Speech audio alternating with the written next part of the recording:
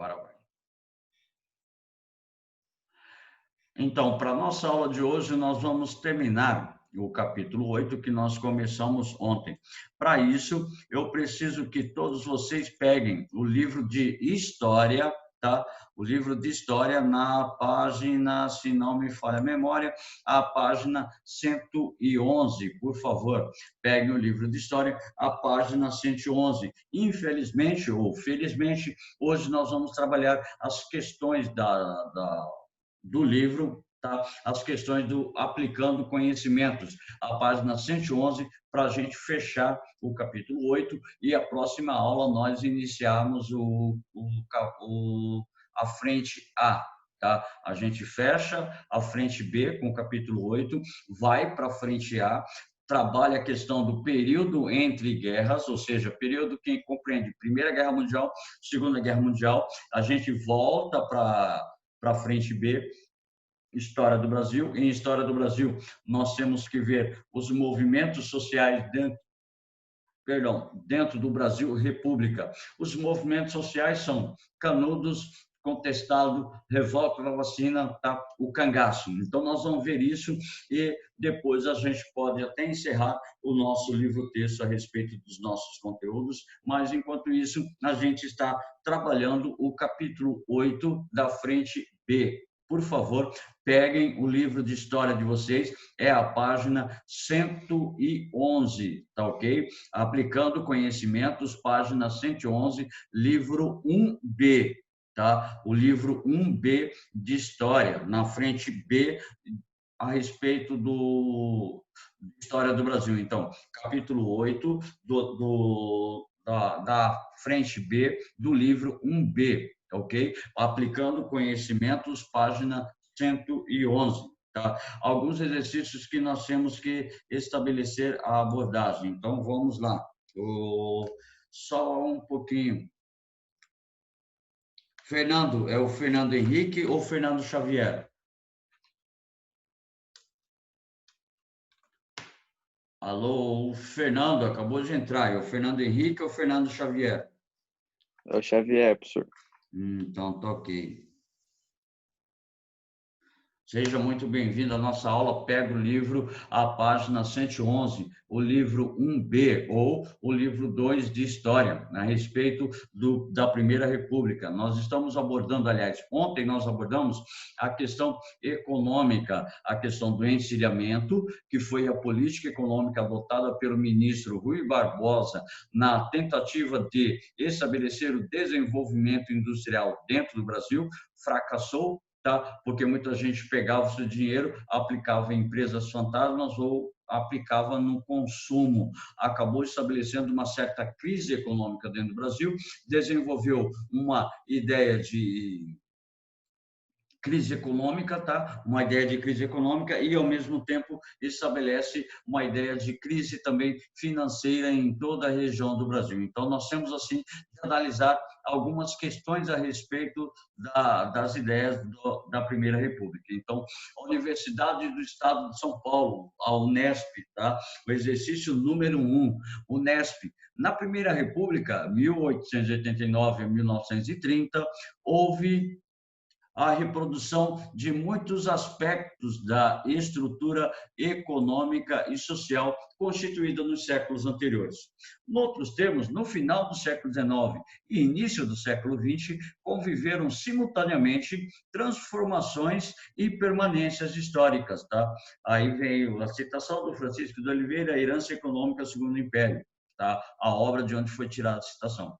O texto sustenta que a Primeira República Brasileira foi caracterizada por permanências e mudanças históricas. De maneira geral, o período republicano iniciado em 1889 e que se estendeu até 1930 foi caracterizado, letra A, a dominância dos interesses dos industriais. Ontem nós deixamos bem claro que o interesse econômico era agroexportador. O desenvolvimento da indústria, como nós falamos, veio somente pós Primeira Guerra Mundial, tá? Então, pós Primeira Guerra Mundial, o desenvolvimento da indústria, aliás, os incentivos à indústria, principalmente a indústria alimentícia, como nós falamos, e a produção de roupas, tá? A produção têxtil. Então, não pode ser a letra A, não era predominância dos Ronei, interesses industriais. Pois não? que página é mesmo? Não entendi. A página. 111. Sim. Tá, Obrigada. achou? É 111, se eu não me engano, 111. Eu estava preparando a aula ontem à noite e eu vi 111. Pode ser que eu estava meio bêbado e não enxergar direito, né, Nelson? É essa mesmo. É 111, Seu tá certo. histórico, né, Ronei? Tem histórico, né? Então é a 111, tá? É a página 111, exercício número 1, aplicando conhecimentos, ok? São os exercícios objetivos. Nós vamos fazer alguns, nós não temos tempo suficiente para fazer todos os exercícios. Então, a gente faz alguns na sequência onde a gente está estabelecendo. Opa, microfone ligado. Certo? Então, a letra A não pode ser a letra A. Letra B, por conflitos no campo, com o avanço do movimento de reforma agrária liderado pelos antigos monarquistas. Gente, não houve a ideia do desenvolvimento da reforma agrária neste momento. O movimento da reforma agrária começa a vir a partir de 1930. Ok? E conflitos no campo, sempre existiram conflitos no campo desde que Brasil é Brasil, mas do avanço do movimento de reforma agrária, não, joga fora. Letra C, pelo poder político da oligarquia rural e pela economia de exportação de produtos primários. Então, para a gente poder lembrar, a oligarquia rural, o que é uma oligarquia? É um conjunto de indivíduos ou de grupos de fazendeiros que estavam dominando a economia no Brasil. Oligarquia, então, é um conjunto de indivíduos que detêm o poder econômico. No caso do Brasil, no período, era o grupo de fazendeiros produtores de café, tá? Portanto, nós podemos falar em oligarquias de São Paulo e oligarquias de Minas Gerais. Então, as oligarquias agropecuaristas, ou seja, produtores de café e produtores da estrutura pecuária em Minas Gerais, a pecuária ou a agropecuária em Minas Gerais, certo? Então, pelo poder político das oligarquias locais, rurais, certo? E pela economia de exportação de produtos primários. Produtos primários, aqui no caso, produtos agrícolas. E o principal produto agrícola da economia brasileira era o café. Tá? Já falei várias vezes, as paredes do meu escritório estão careca de ouvir eu falar café como principal produto da economia do Brasil, tá? Aqui, o meu armário, quando eu falo café, ele já até abre a porta. Então, principal produto da economia do Brasil, nesse período, o café, certo?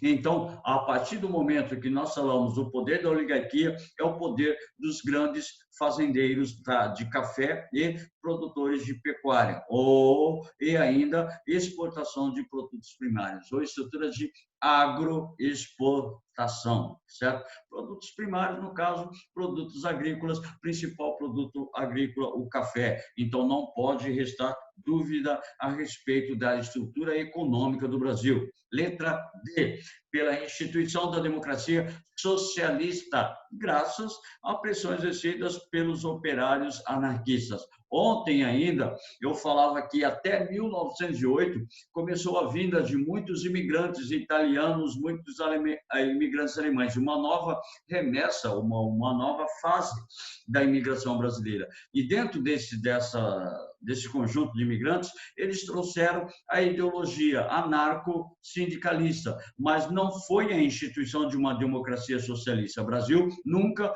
foi uma democracia socialista. Então, joga fora a alternativa letra D. Letra E, pelo planejamento econômico feito pelo Estado, que protegia os preços dos produtos manufaturados. Não havia planejamento econômico para proteger produtos manufaturados, e sim planejamento para desenvolver a estrutura de proteção do café. tá? Para proteger o café, eu quero que, deixa eu ver aqui rapidinho,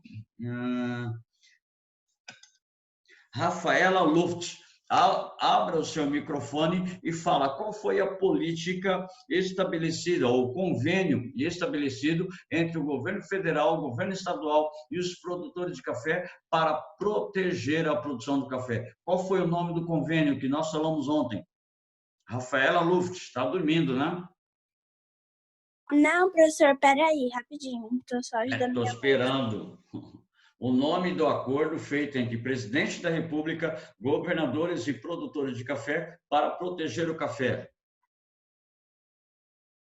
Não faço ideia, Ronei. Nossa senhora, não tem nem vergonha, né? Ainda bem que está pela câmera, eu não estou te vendo, senão eu puxava a tua orelha. Rafaela, o convênio estabelecido entre o governo federal, o governo estadual e os produtores de café chama-se Convênio de Taubaté, onde ele protegia, tá, o bolso dos fazendeiros, onde todo o estoque que não era vendido, era comprado pelo governo federal, mantendo assim o bolso do fazendeiro a salvo, certo? Isso nós vimos ontem. Portanto, alternativa letra C. Marca aí, alternativa letra C. Exercício número 1, matamos. Deixa eu pegar aqui, marcar a presença do menino que está pedindo para entrar agora. Rapidinho, é o José Eduardo.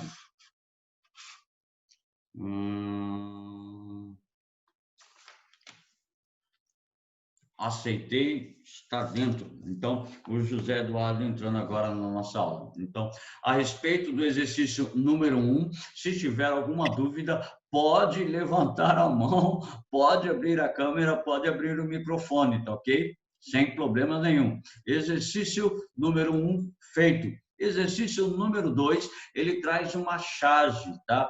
Na charge, nós temos a representação da mulher, que seria a questão da República, tá? Sobre a urna. E chegando uma senhora com um mapa, que seria o mapa do Brasil, escrito fraudes.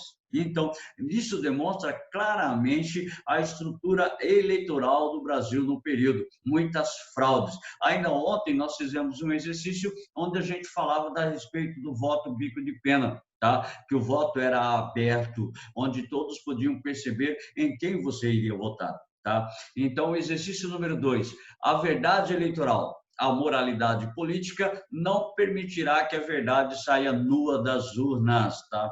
A charge critica o sistema eleitoral no período da letra A, República Velha, quando o voto era aberto e não havia justiça eleitoral. Pô, ficou fácil, né?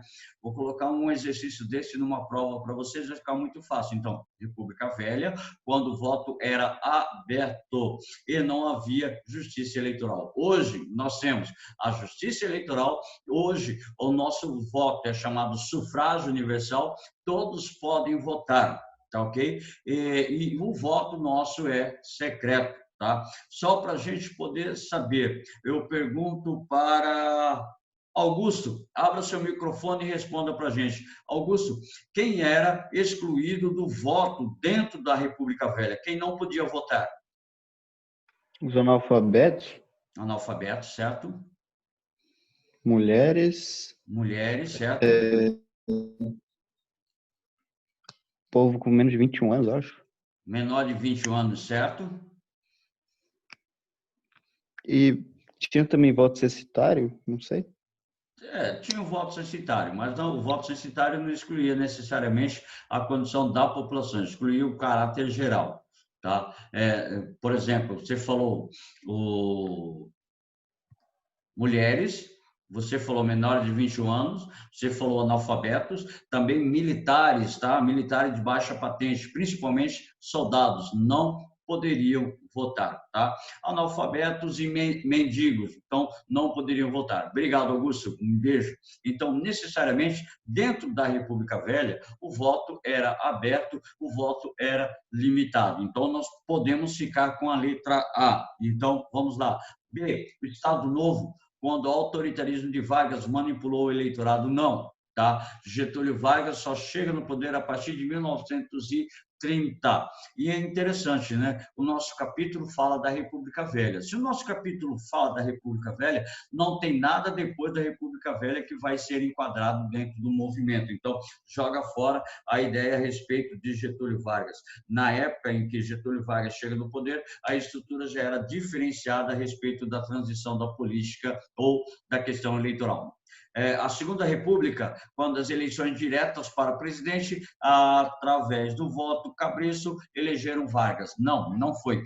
Vargas não foi eleito diretamente, tá? Ele foi eleito indiretamente a respeito dos chamados da Revolução Liberal. Ele não foi eleito para primeiro mandato, no segundo mandato ele foi eleito indiretamente. Então, não quer dizer que foi a respeito da estrutura ou do poder do chamado voto cabresto ou do voto pico de pena ou da manipulação eleitoral. Tá? Getúlio Vargas é uma outra história que nós vamos ver um pouco mais à frente. Então, vamos adiante. Letra D, da República Café com Leite, certa, dominada pelas oligarquias, certa, que usavam o voto censitário para alternarem no poder. Aí isso é errado. Não era uma prática do voto censitário, era o clientelismo que fazia com que eles alternassem no poder. Tá, ok? O voto era cabresto, o voto era bico de pena, o voto era de manipulação eleitoral.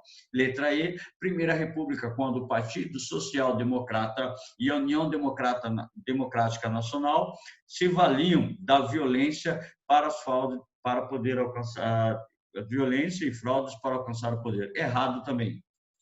Tá? Errado porque a ideia fala assim, o PSD e a UDN é dentro da Segunda República, então não pode ser a resposta verdadeira. Tanto o UDN, tá, quanto o PSD estão dentro da época de Vargas. O nosso texto, a nossa abordagem é a respeito da República Velha, então não cai nada a respeito de Getúlio Vargas. Portanto, a gente pode ficar debatendo, mas a nossa resposta será a letra A, questão da República Velha, tá ok? Dentro da República Velha, como nós havíamos falado, ocorre toda essa situação, onde o voto era aberto e não existia justiça eleitoral. E vale a pena lembrar que hoje o voto ele é secreto e nós temos a chamada justiça eleitoral, que estabelece todas as relações acerca da ordem política dentro da questão do voto na relação dentro do Brasil, certo?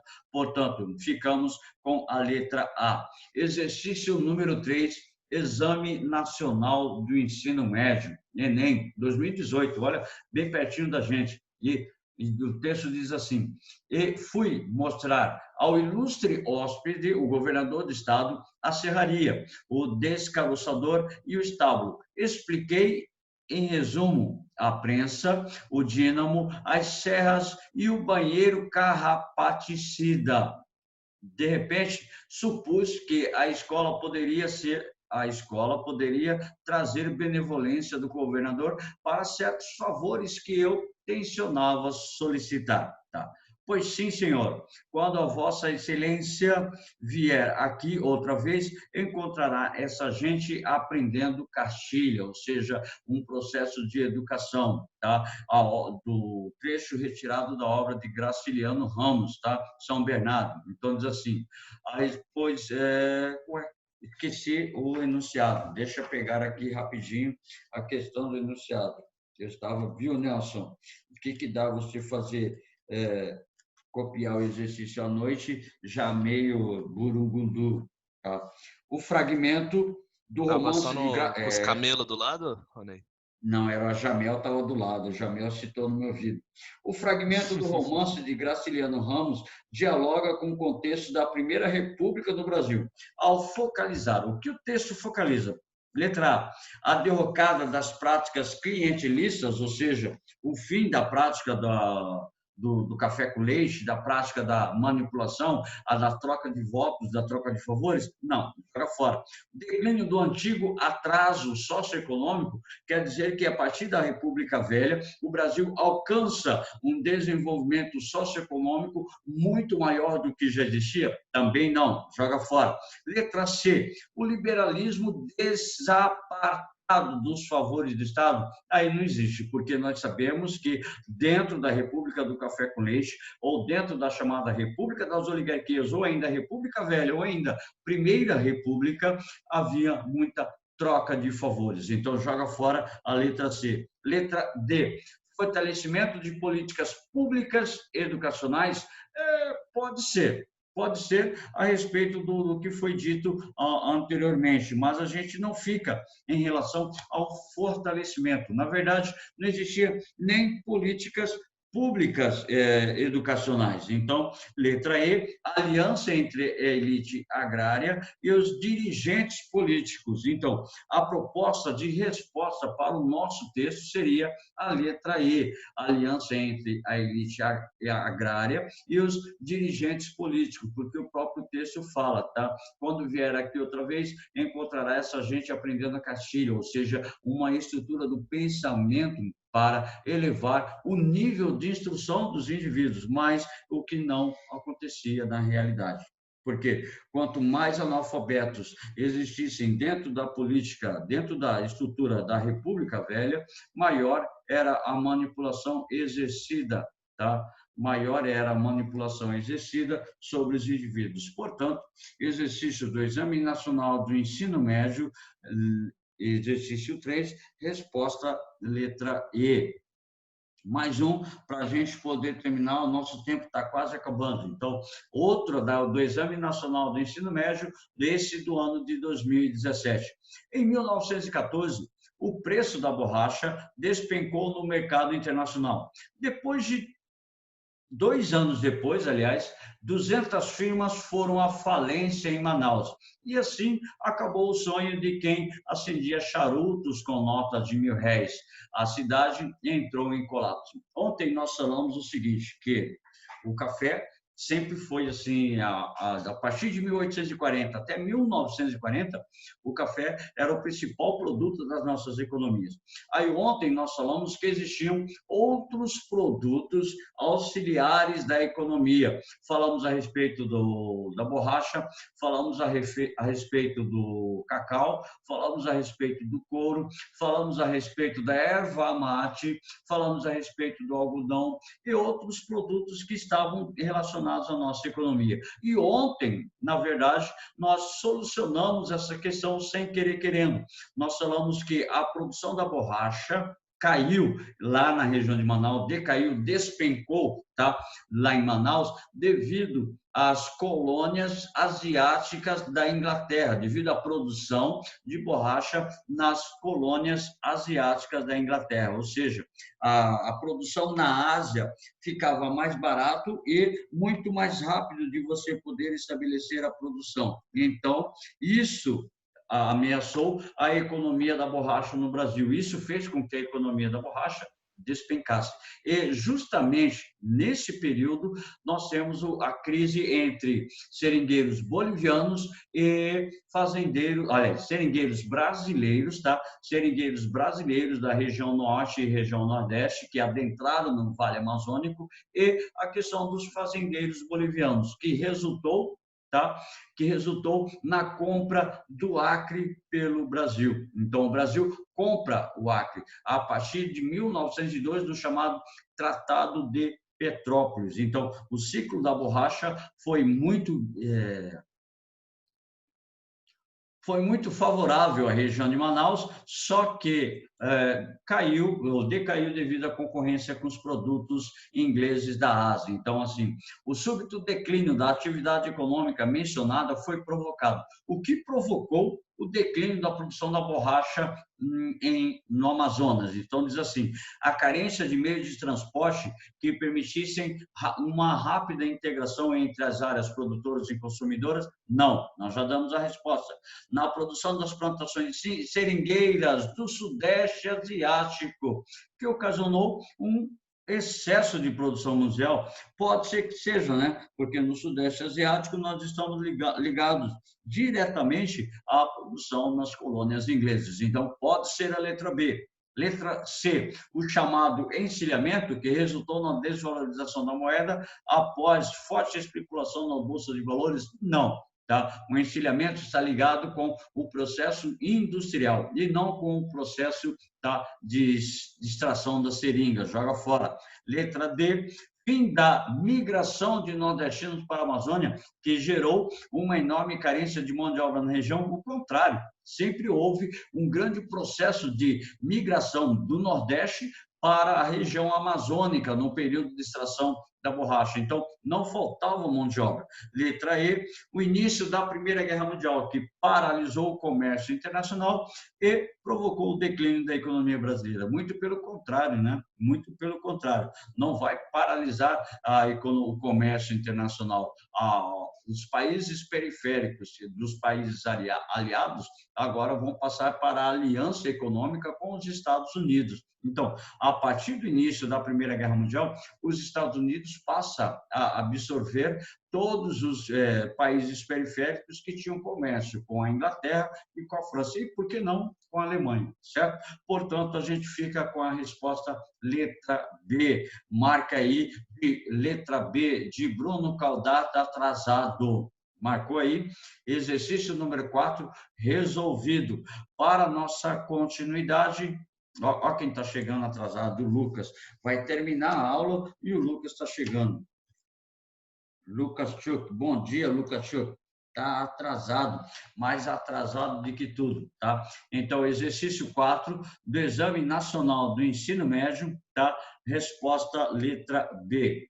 Agora, pula o exercício 5 e vai para o exercício de número 6, tá? O exercício de número 6 diz assim: a crise do encilhamento. Mais uma vez, a minha janela já até treme quando eu falo de encilhamento. Então, encilhamento foi a perspectiva, ou a estrutura, ou o pensamento, ou a prática, ou o desenvolvimento da política econômica do ministro Rui Barbosa de incentivo à indústria. Então, a crise do encilhamento significa a crise do investimento na indústria, ocorrida durante o primeiro governo republicano, durante o governo do Deodoro da Fonseca, antes de nós entrarmos na estrutura do pensamento do governo dos presidentes civis. Então, provocou um grande descontrole na economia nacional, tá? Essa crise, letra A, culminou com o desenvolvimento da forte política de industrialização do Brasil. Contrário, não houve forte industrialização do Brasil, houve uma decadência da tentativa de se reiniciar uma industrialização no Brasil. Joga fora. Letra B, foi consequência da política econômica financeira de emissão de papel moeda e do crédito aberto, adotada por Rui Barbosa, então ministro da Fazenda. Exatamente. Então, para tentar desenvolver a indústria, para tentar desenvolver as empresas industriais que seriam instaladas no Brasil, houve forte emissão de papel moeda e abertura de créditos. Muitos industriais, tá? Muitos supostos industriais receberam créditos gigantescos para poder investir na indústria, e isso não foi feito. Muitos investiram em indústrias fantasmas, muitos investiram na reforma da casa, muitos investiram na reforma do estaleiro, e não houve o desenvolvimento da produção industrial esperado pelo ministro Rui Barbosa. Então, pode ser que seja a nossa letra B a alternativa correta. Analisemos o restante. Tá? Conteve a especulação, evitando a falência de banqueiros e industriais. Muito pelo contrário, tá? Muito pelo contrário. Aumentou o processo de especulação financeira, aumentou as falências de banqueiros e de indústrias. Então, joga fora a letra C. Letra D, foi consequência da desvalorização dos preços do café? Não, não tem nada a ver. O encilhamento não está ligado com o café. O encilhamento está ligado com a ideia de industrialização dentro do Brasil. Joga fora. Letra E, levou o ministro Rui Barbosa e a elite agroexportadora a elaborar o primeiro programa de valorização do café. A resposta você já sabe, acabei de falar que não estava ligada à estrutura de produção do café, e sim à estrutura de desenvolvimento da indústria dentro do Brasil, que fracassou. Portanto, ficamos com a letra B, a nossa resposta correta. Minha gente, nós tínhamos mais exercícios para fazer, só que o nosso tempo é corrido, o nosso tempo é curto, e a gente para por aqui. Teriam mais exercícios para a gente fazer, que eu coloquei na nossa projeção, mas a gente encerra por aqui, certo? Agradeço a presença de todos, tá? Bruno, Lucas Schuch, agradeço a presença de vocês, mesmo no final da aula, e agora eu peço para vocês abrirem as vossas webcam para poder verificar se vocês estão aí, para eu poder me despedir de vocês, tá ok? Abram, por favor, as vossas câmeras, para que eu possa ver a cara feia de vocês, tá? Arthur, bom dia. Luana, bom dia. Maria Eduarda, bom dia. João Pedro Aragão, bom dia. Guilherme, bom dia. Bruno, Ana Flávia, bom dia. Augusto, bom dia. Maria Fernanda, José Eduardo, Brunão, bom dia. João Chivanelli, essa cara de sono, bom dia. Lucas Schuch, eu só vejo sua testa, Lucas. Toda vez só sua testa. Isabela da Silva, um beijo para vocês, tá ok? Rafael, um beijo. Fernando, beijo. Guilherme Vilela, um beijo nessa sua barba. Deixa eu ver o restante. Aí nós temos o Gabriel Salgueiro. Vamos lá. Vamos lá. Beijo, beijo, beijo. Para quem eu já dei um beijo. Tchau, Ana Beatriz. Beijo. Tá? Beijo, beijo. Liara, beijo para você. Tchau, tchau. Um bom fim de semana. Quinta-feira que vem não temos aula. Ok? Beijo. Quinta-feira só. Valeu, Nelson. Um abraço.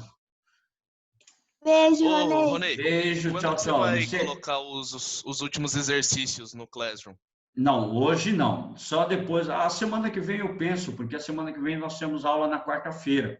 Na quinta-feira nós não temos aula. E na quarta-feira nós temos 2 aulas. Então dá para vocês fazerem durante a aula para não deixar para depois. Melhor assim, tá ok? Um abraço. Viu?